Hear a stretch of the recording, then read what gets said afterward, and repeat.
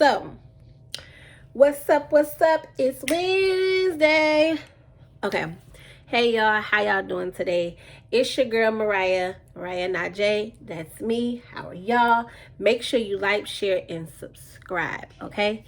Like, share, and subscribe. So, I talked to y'all yesterday about some things, and today I just want to let y'all know. We was talking about like excuses and procrastination and things of that nature, and where I'm at in life and where I'm going on my journey and blah blah blah blah blah. Okay, so right now I am on a self-love journey. I'm really big on healing. I need y'all to get really in tune with y'all selves. Okay, I have paid attention to how I move, the things that bother me, just about any and everything for the most part. And it has been sort of kind of a hassle because for me, I haven't taken the necessary steps and the necessary time to let myself heal. I kind of just feel like, okay, oh, I made it to one jump and I'm okay, right? Um, for the most part, all of us have childhood trauma to a certain extent. And let me not put that on everybody. A lot of us have childhood trauma. And for me, I didn't deal with my childhood trauma. I wasn't dealing with it. I wasn't being open with myself. I haven't been open with anybody for the matter, okay? So my childhood trauma has crafted who I am today. And sometimes when you deal with childhood traumas in your adult life, you have to create a whole new being. Like, what do I mean by that? So, my childhood traumas made me feel like abandonment. You had to give all of you so that people wouldn't abandon you. You have to um, you have to spend your money, show your love. You have to show people that you're there. You have to do all of these types of things to make somebody not abandon you. And for me, I didn't realize that that abandonment issue was hindering me. Death is considered for me, people that have died in my family never coming back. That has hindered me. So that adds on to my abandonment issues. Me and my mom's relationship adds a big part of my abandonment issues. I've always been independent, right? So being an independent person, I didn't have people that I can depend on. And granted, I had the essentials, but emotionally, physically, mentally, I didn't have what I needed. And sometimes as parents, and this is real, we don't realize that just because we have the apartments or the houses or in the cars and just the food and the clothes and the shoes, we don't realize that emotionally, physically, mentally, spiritually, we are failing our children. Material things is one, but all of those other things, it costs so much more, right? So that was something that was brought to the forefront for me.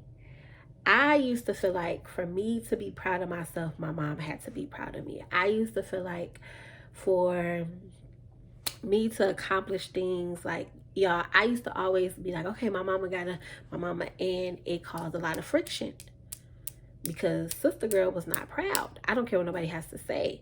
She can say it, she can, but it didn't feel genuine, right? I used to get criticized for everything I do, still do to this day to a certain extent. I just have a better way of dealing with my triggers, right? My mom is a big trigger for me. So in my life, I started to create excuses. I started to belittle myself because if I didn't do anything, I didn't give her, right? I didn't give my mom or anybody else room to not be proud. I didn't give them room to criticize me or whatever the case may be. Like, I had to stop that. So I bottled everything up. And I just kind of quit. Not knowing subconsciously, not knowing that I was sabotaging myself, not knowing that that childhood trauma that I hadn't dealt with was affecting everything else that was going on in my life. So I need y'all to understand, right? when it comes down to your childhood traumas, they craft you. And it's up to you to recreate. It's up to you to figure out the best way, the next best way. That wasn't my ministry. Up until a couple days ago, I didn't even realize that my childhood traumas had that much power over me. Like, I was really like just kind of going with the flow. I'm telling y'all now, I'm taking my power back. I'm no longer procrastinating. I'm no longer making excuses. I'm no longer when they say you walk in the shadows a little bit, I'm no longer doing that. I'm standing up and I'm saying, hey, this is me. Either you love me or you don't. I don't need you to be proud of me because I'm damn proud of myself. I done came through some tunnels, okay? I done had to go through some dark tunnels, okay? So I'm coming to y'all with this today because I really, really, really, really, really want you all to focus on you. I want y'all to focus on the fact that humans go through things, the fact that hurt and pain can shift and craft who we become, the fact that our traumas need to be dealt with no matter what. And that needs to be a life-changing thing that you need to write down. So I've been talking about the goals and the setting the goals and things of that nature. Self-love is life-changing. I need you to have that. That's not a goal, that's not a dream, that's life-changing. I need you to have that life-changing things: self-love, self-worth, confidence, self-awareness, discernment, things that's going to craft who you're going to become. You have to work hard on being a better you. And to do that is to heal the inner you. Heal the things that your mind is telling you that you're not. Heal the things that the nasty talk that you have to yourself. I need you to change that, baby. It's not you. You were created to be so much more. You were created to tell your story, shed light so somebody else didn't have to go through what you went through. You were created to create things outside of your pain that will funnel and fuel others' lives and yours too. You were created to go through these trials and tribulations, right?